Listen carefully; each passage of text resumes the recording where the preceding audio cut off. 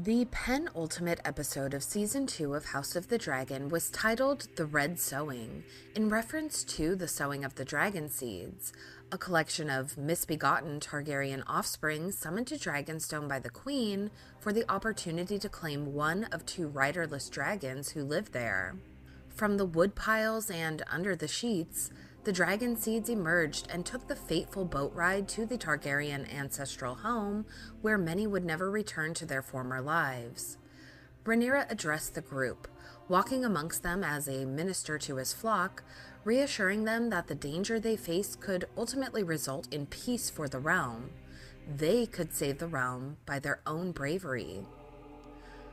Rhaenyra led her far-flung progeny to the Dragon Pit, where Vermithor and Silverwing have lived since the deaths of their former riders, Old King Jaehaerys and Good Queen Alysanne. Rhaenyra called forth Vermithor, commanding him to serve, and the two shared a bonding moment, similar to what was shared between Rhaenys and Meleys before flying into battle.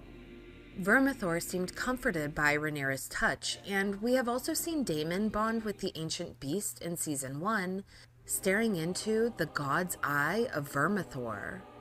Rhaenyra silently communicated her intention to Vermithor before telling the seeds that it is the dragon who must speak.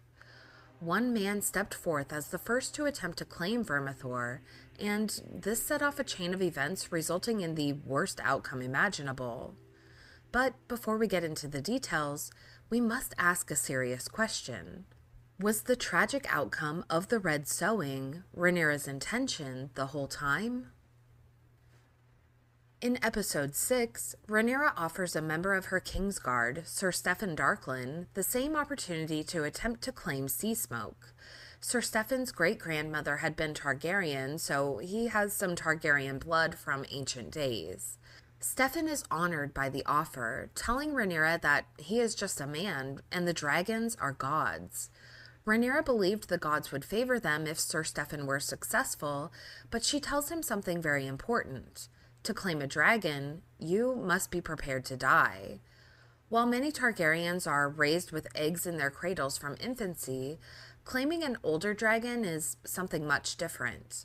The dragons are seen as gods, and the Targaryens are closer to gods than men, both figuratively and literally. The dragon must choose its rider, but the rider must also surrender to death and show no fear. Seasmoke did not accept Sir Steffon as his rider and barbecued the night inside his shining armor. So his Targaryen blood must have been too thin for Seasmoke to sense, or perhaps he just didn't like his flavor. Seasmoke has a type.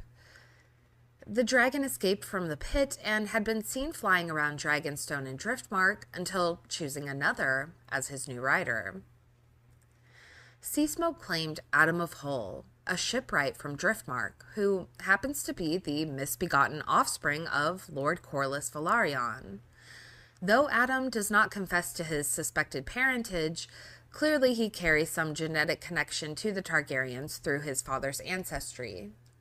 Adam's mother was also a shipwright, Merilda of Hull, but her ancestry is unknown and her character cut from the show. Though, for other reasons that we won't get into here, I do suspect that she might have connections to the old gods. You can learn more about that in this video with the Disputed Lands, linked below. Adam bends the knee in service to Rhaenyra, explaining how Seasmoke had approached him. Rhaenyra has no choice but to trust Adam, despite not knowing who he is or how he claimed her former husband's dragon. Laenor Velaryon had been a quarter Targaryen on his mother's side, and both he and his twin sister Laena had inherited the ability to ride dragons. Laenor had abandoned Seasmoke, faking his own death to run away to Essos, and Seasmoke had been very lonely since. It is unclear if Laenor has died, which might be the reason why Seasmoke chose to claim a new rider. No person has ever claimed more than one dragon at this point in history, and no dragon has ever taken more than one rider while another is living. Some dragons have multiple riders, like Vhagar, but only when their rider has died will they bond with another person. However, Rhaenyra does point out that all she thought she knew of claiming dragons turned to ash in the wind after Adam mysteriously claimed Seasmoke, or vice versa. Prince Jacaerys has his own concerns about the Dragonseeds claiming their dragons.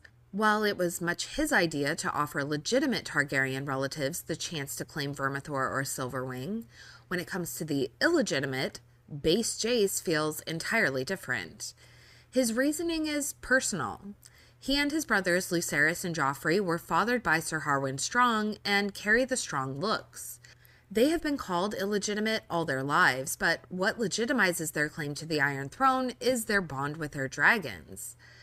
They are blood of the dragon on their mother's side, and their ability to ride dragons consolidates their claim. But by the Dragonseeds claiming their own dragons, it weakens Rhaenyra's own son's birthrights, which are empowered by their dragons. Rhaenyra understands his concern, but she also asserts that she cannot gainsay what the gods have laid before her. But I cannot gainsay that which the gods have laid before me. Rhaenyra has been forced to remain idle throughout Season 2. As the Sovereign, she cannot put herself at risk by fighting in the war. She has spent weeks poring over old texts and the histories of Aegon's conquest, particularly the stories of Visenya Targaryen, whom Rhaenyra has always looked up to. Rhaenyra seeks knowledge that could help her against Vhagar, whose first rider was Visenya. Visenya was a fierce warrior, and she was rumored to have practiced the dark arts and sorcery. The Valyrians themselves were well known for sorcery and sacrifice, which elevated them to the most advanced society in the world prior to the Doom. The Valyrian civilization was built upon slavery and blood sacrifice, bonding the Valyrians to their dragons by fire and blood. This was the Onogrion, where the blood mages worked their craft. When Jace found Rhaenyra reading about Queen Visenya, he had concerns that his mother might take a page out of her book. Rhaenyra snapped back at him, wondering why she should not. Visenya is infamous, outliving both of her siblings to a ripe old age and advising her brother, nephews, and son as they ruled over Westeros. She flew Vhagar into battle many times and upheld Valyrian traditions when others in her family might not. So, Rhaenyra looking to her for an advantage against the dragon is not a bad idea. However, she may end up finding more than she bargained for if she were to find information on sorcery that Visenya was rumored to partake in. Rhaenyra called the Seeds to Dragonstone for the chance to claim one of 2 dragons. Many answered the call. A few dozen people gathered in Rhaenyra's chambers. Rhaenyra walked amongst the people, encouraging them with her words and the promise of peace as a reward for their bravery. She tells them, "Each of you has left a life behind to answer this call, a life to which you may never return. If you survive, you will be transformed. No man or woman can face a dragon and be otherwise. Some of you may welcome the prospect of change, even death, given the alternatives. Privation, starvation, war. This is our purpose, to end those hardships. For you, for your kin, for all the realm. With these 2 dragons added to our numbers, the enemy will have no choice but to give way, and peace will be restored. Suffering will be ended. And without bloodshed, God's willing. And may the gods bless you." The dragon tamers rejected the prospect of allowing the low-born to attempt the impossible, especially after what had happened to Sir Stephen. They tell Rhaenyra that the dragons are sacred, the last magic of old Valyria, and not for the games of men. What she is doing is sacrilege in their eyes. The guild dedicates their lives to the dragons, safeguarding the royals with their own sacred knowledge carried on from old Valyria. After losing one of their own, along with Sir Stephen, they want no part in what is clearly Rhaenyra's true intention. Rhaenyra led the group of her kin out onto the platform in the Dragonmont, calling forth Vermithor. As the ancient dragon emerged from the darkest shadows of the cave, even Rhaenyra was nervous at the sheer size and power of her grandfather's former mount. Rhaenyra, in her deep red robes, commanding in High Valyrian, must have been a vision of her grandmother Alysanne as she stood before Vermithor, and he yielded to her, allowing her to embrace and empathically communicate her intentions to him. She turned back to the group, calling forth the first to make this attempt, and then telling them it must be the dragon who speaks. She leaves them behind, making her way to an observation deck above the platform with a perfect view of what happened next. Vermithor scanned the crowd as Silver Dennis inched forward, reaching out his hand toward his fate. The dragon spoke, and he said, "Look! I got beans, greens, potatoes, tomatoes, lamb, ram, hog, dog, beans, greens, potatoes, tomatoes, chicken, turkeys, rat, you name beans, greens, potatoes, tomatoes, lamb, ram, hog, dog, beans, greens, potatoes, tomatoes, chicken." Vermithor proceeded to blast the crowd with fire, roasting many alive and sending the crowd rushing to escape the guarded platform. Even the guards were burnt alive in service to the queen. Vermithor feasted upon his charred offering and knocked others off of the high platform down to the hellscape below. Those who survived the descent were like fish in a barrel, as they rushed around to find a place to hide from the dragon's wrath. Hugh Hammer, a blacksmith and the misbegotten offspring of presumably Sarah Targaryen, survived the fall from the platform. Hugh is a large, strong man, and he maneuvered his way around the hellish underworld as Vermithor wreaked carnage above. He hid behind a rock with another of his kin, a young woman, until the dragon sniffed them out. As Vermithor went for the woman, Hugh distracted the beast, offering himself instead. He screamed at the massive dragon, telling him he was ready. Hugh had just lost his daughter, who had been a sickly child, and could not withstand the hardships brought upon King's Landing due to the war. Hugh had lost everything, and this was his last stand. He was truly ready to die, and screamed it into the face of death. Vermithor must have sensed Hugh's fearless acceptance of death as a relinquishment of his life, a submission to the dragon. While the others fled in fear, an obvious instinct, nonetheless, Hugh faced the dragon, and in doing so, Vermithor accepted him as his new rider, as the burning corpses of his kin smoldered around them. Likewise, Ulf survived the fall and stumbled around the cave trying to find a way out. He ended up face to face with Vermithor's mate, Silverwing, after stepping into a clutch of eggs in her lair. Ulf was also prepared to die, knowing he had gotten in over his head, and praying for a quick death after stepping into a real pile of dragon dookie. He laid on his back, belly up, and submitted to death in acceptance. However, Silverwing thought he was cute, or maybe he looked like his supposed father, her son, Balon the Brave, and she accepted Ulf as her own new rider. So, both men submitted to death in their own way, and this seems to have been a key to bonding with these two dragons. The mind of a dragon is a mystery, so it's unclear exactly as to why they chose these men. However, Rhaenyra's intentions were fulfilled by finding riders for Vermithor and Silverwing, and this strengthens and replenishes her own forces after the loss of Meleys and Rhaenys, and offers a formidable counter to Vhagar, who is indefensible by anyone Rhaenyra had prior to the Red Sowing.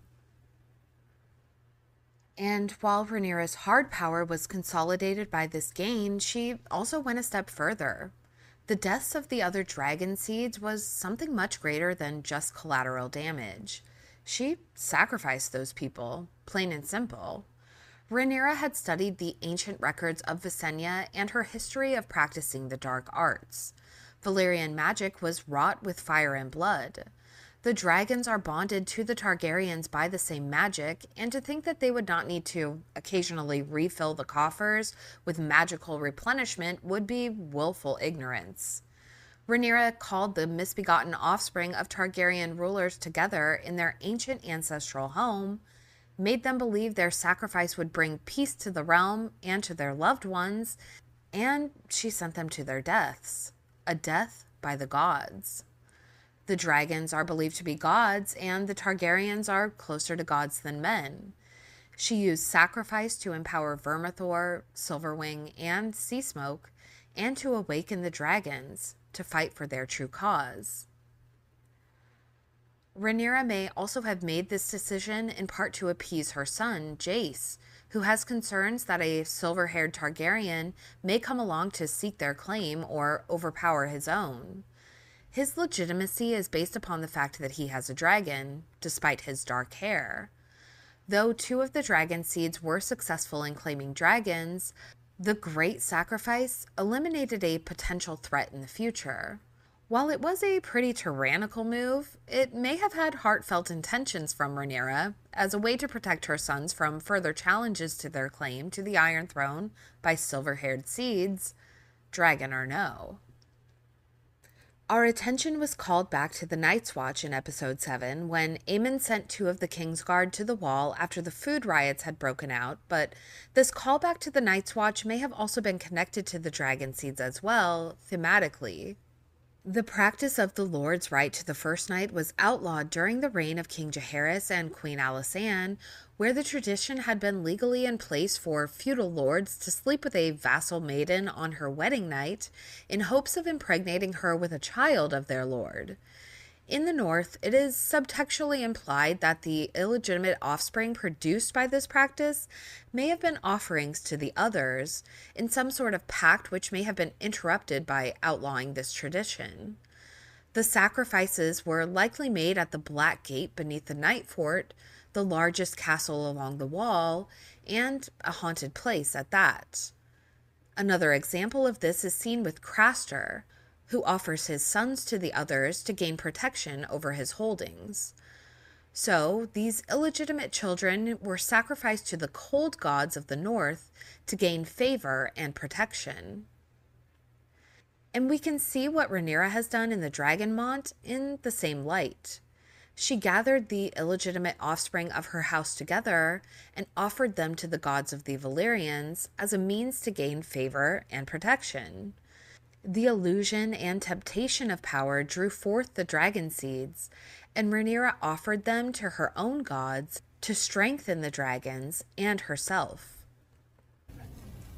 The idea that we control the dragons is an illusion. They are a power man should never have trifled with. Rhaenyra has practiced restraint throughout Season 2, holding back her dragons from causing unnecessary destruction and chaos in the name of her cause.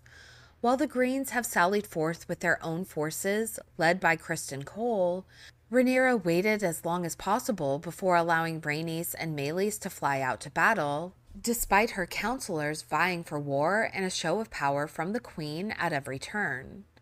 At her own risk, Rhaenyra disguised herself and snuck into the city to secretly meet Alicent Hightower to try to end the war without further bloodshed, but Alicent told her it was too late. He spoke to you of the Song of Ice and Fire. Rhaenyra has tried to avoid this war to the best of her abilities.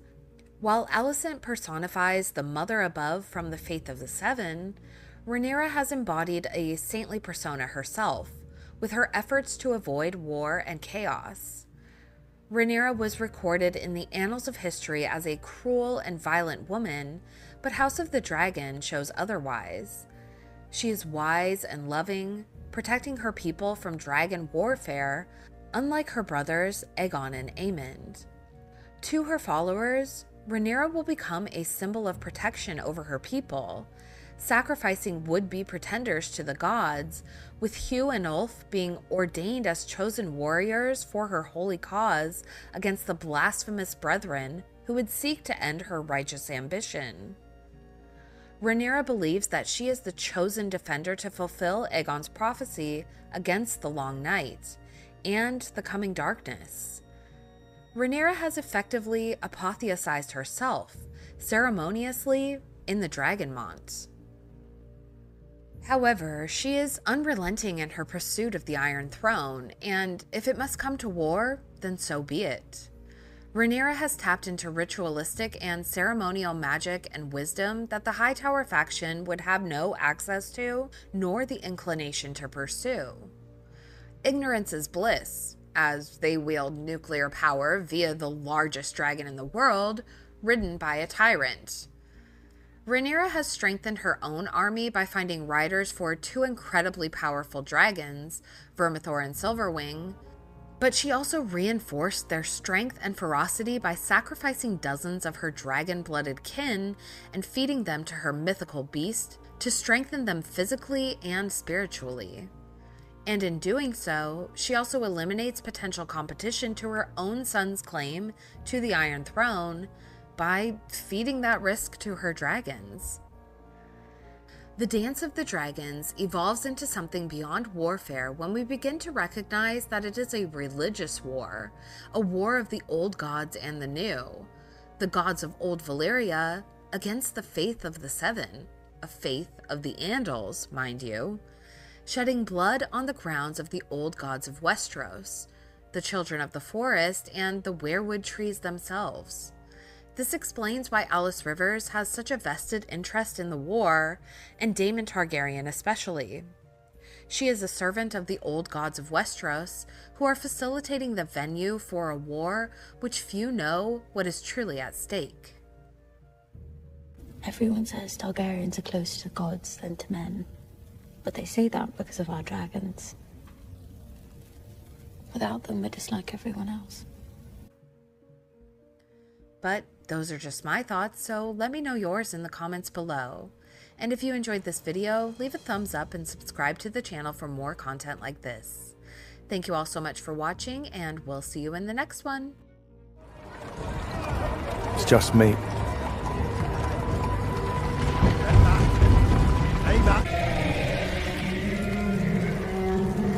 Come on!